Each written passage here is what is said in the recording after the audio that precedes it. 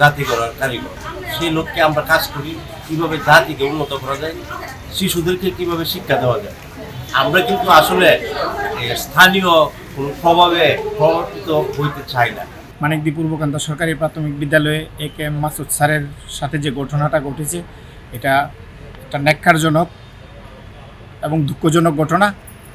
আমরা বেশিরভাগ সরকারি প্রাথমিক বিদ্যালয়ের শিক্ষকরাই স্থানীয় না, আমরা দূর থেকে যাই।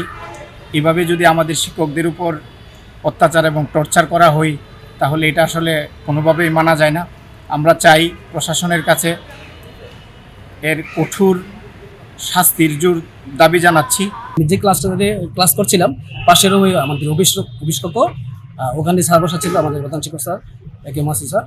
তারপর গিয়ে আমি দৌড়ে বের হলাম, বারান্দায় এসে দেখি ওই যে আজিম, যে সে একজন এলাকার শীর্ষ সন্ত্রাসী, সে লাঠি নিয়ে বারবার আসতেছে এবং মারার জন্য। আর আমাদের দপ্তরি ও ফিরে রাখার চেষ্টা করতেছে। তারপরে আমিও আসলাম, আমি আসা ফিরে রাখার চেষ্টা করতেছি, কিন্তু এক পর্যায়ে এমন অবস্থা হয়ে গেছে যে স্যারের মানে গালিগালাজ করতে অকথ্য ভাষায় মুখে যা আসে মা বাপ তুলে, তারপরে বউ বাচ্চা নিয়ে গালিগালাজ করতেছে। তারপরে আমরা কোনো উপায় না পেয়ে লাস্ট পর্যন্ত ই করলাম, আমাদের যে গেট আছে গেটটা বন্ধ করে দিলাম। তো এই যে পরিস্থিতি, এই পরিস্থিতিতে আসলে আমরা কীভাবে এখানে চাকরি করব, আমাদের জীবনের নিরাপত্তা কী? আমাদের মানিকদি পূর্বকান্ত স্কুলের বিষয়টা আমি জেনেছি এবং আমাদের উপজেলা শিক্ষা অফিসার মহোদয় বিষয়টা জানেন।